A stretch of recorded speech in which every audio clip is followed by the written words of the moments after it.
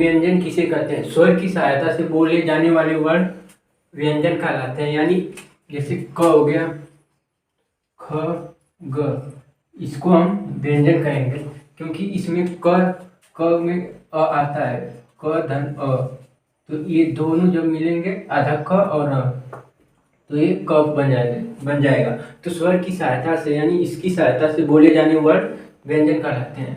अब व्यंजनों का जो वर्ग, अब इसके बाद आता है व्यंजन कितने प्रकार के होते हैं। तो पहला, इसमें व्यंजन जो है इसमें 3 होता है। इसमें अस्पर्श, अंतःस्थ और उष्ण 3 व्यंजन होते हैं। तो पहला देखिए स्पर्श व्यंजन, यानी जिन वर्णों के उच्चारण में कंठ, तालु, मूर्धा, दंत या ओठ से को स्पर्श करता है। यानी जिन वर्णों के उच्चारण में कंठ का उपयोग होता है, तालु का उपयोग होता है, मूर्धा होता है, दंत होगा या ओठ होगा, इनका उपयोग किया जाएगा तो वह स्पर्श व्यंजन होता है। स्पर्श माने छूता है, छूना, तो इसका मतलब ये हो गया। और इसमें कौन कौन से आते हैं देखिए, कंठ, तालु, मूर्धा, दंत और ओष्ठ। और कंठ में कौन आता है? क, ख, ग, घ, अंगा, ये होता है जो क वर्ग में आता है कंठ में। और तालु में कौन आता है? च, छ, ज, ज, यानी च वर्ग में जितने भी हैं वह तालु में आएंगे। मूर्धा जो ट, ठ, ड, ढ, अड़ा, ये मूर्धा में आएगा। फिर उसके बाद दंत है, जो दांत से जब बोलते हैं तो दांत उसमें उपयोग होता है त, थ, द, ध, न, यानी त वर्ग का जितना है वह दंत में आएगा। ओष्ठ में प, फ, ब, भ, म, ये जितने भी हैं व्यंजन ये ओष्ठ के द्वारा आएंगे। तो एक यहाँ पे एक केटीएम बाइक आती है, ये केटीएम एक बाइक होती है, तो इसको हम एक टिक बनाते हैं केटीएम 2। केटीएम एक बाइक होती है और उसको किसी से जब मांगोगे तो वह केटीएम 2। तो केटीएम 2 यानी कंठ, तालु, मूर्धा, दंत और ओष्ठ हो गया। तो ये इसको याद करने हम लोग कर सकते हैं कि कौन सा किस वर्ग में आ जाएगा। और इसमें ये हो गया एक तालु हो गया, यानी तालु किसे कहते हैं? तो मुख, जो मुख होता है, मुख के भीतर की जो छत होती है उसका जो पिछला भाग होता है, यानी मुंह के छत की जो पिछला भाग होता है उसे तालु कहते हैं। मूर्धा किसे कहते हैं? यानी मुंह के भीतर का जो छत होता है, ऊपर वाला छत, उसके अगला जो भाग होता है उसको मूर्धा कहा जाता है। तो ये हो गया स्पर्श व्यंजन।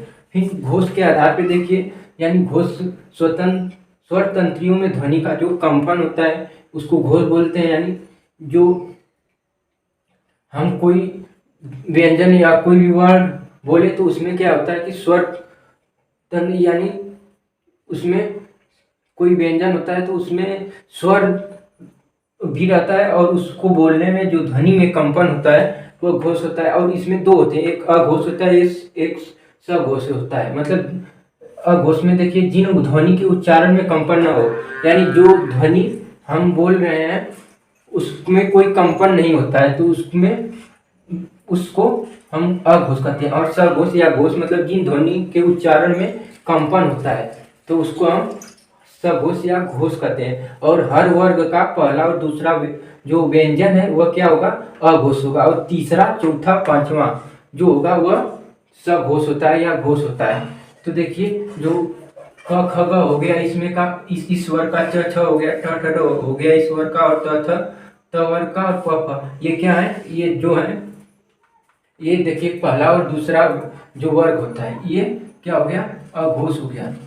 और जो ये हो गया ग, घ, ग और ज, झ, ज, ये सब की क्या हो गए? ब, भ, म, ये हो गए आपके घोष या सघोष। इसमें प्राण माने हवा, यानी इसमें 2 है, अल्पप्राण और महाप्राण।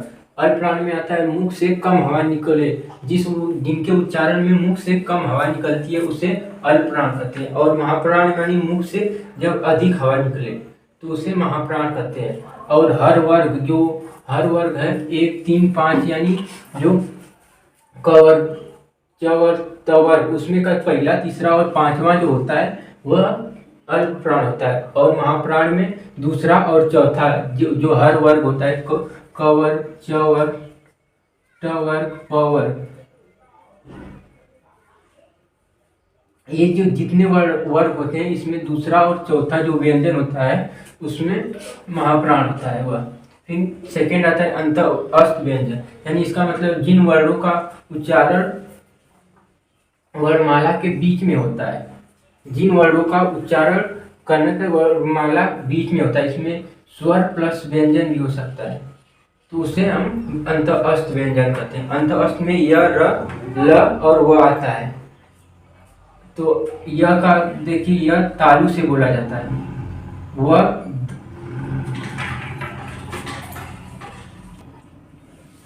ये यह तालु और ये सघोष और अल्प प्राण होता है। र जो होता है ये वर्ष होता है, वर्ष या मसूड़ा इसको बोलते हैं, और इसमें ये भी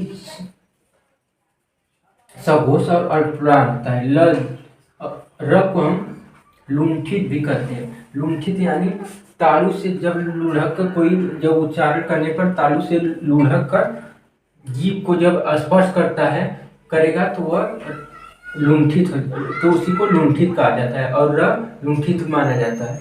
और ल जो है वर्ष से हो गया, और ल को पार्श्विक भी बोलते हैं, यानी जीभ के जो बगल से कोई जब उच्चारण करेंगे ल को तो वह जीभ के बगल से निकलकर हवा निकलती है, जीभ से ठीक बगल में जीभ पर हवा निकलेगी तो वह पार्श्विक हो गया। और वह जो है दंत और ओष्ठ, दंत प्लस ओष्ठ को मिला के दंतोष्ठ होता है, और इसको वह दंतोष्ठ में आता है, और ये सघोष और अल्पप्राण में होता है। फिर तीसरा देखिए ऊष्म व्यंजन। ऊष्म व्यंजन जिन वर्णों के उच्चारण में कोई जो हवा होती है या मुख होता है उसमें जब ज़्यादा मेहनत करना पड़े, ज़्यादा उसमें समय लगता है या घर्षण कर या रगड़ उसमें होता है तो उसको ऊष्म व्यंजन कहते हैं। और इसमें स, ख, स और ह आता है। स में देखिए ये स में स कहाँ से बोला जाता है, स जो होता है तालु से, यानी तालु से इसका उच्चारण होता है। ख का जो मूर्धा से, स का वर्ष से और ह का कंठ से, ह जो है कंठ से बोला जाएगा। फिर एक होता है उच्छिप्त, यानी ये अंगा और र ये उच्छिप्त व्यंजन होते हैं। तो इसका मतलब होता है जीभ पहले ऊपर उठकर मूर्धा को जो ये मूर्धा को स्पर्श करे एवं झटके के साथ नीचे आ जाते हैं तो उसको उच्छिप्त कहते हैं। यानी जीभ पहले ऊपर उठ जाती है, र बोलेंगे अंगा बोलेंगे तो पहले ऊपर जाएगी, फिर मूर्धा को ऊपर मूर्धा ये भाग को स्पर्श करके झटके के साथ नीचे आ जाएगी तो वह उच्छिप्त होता है।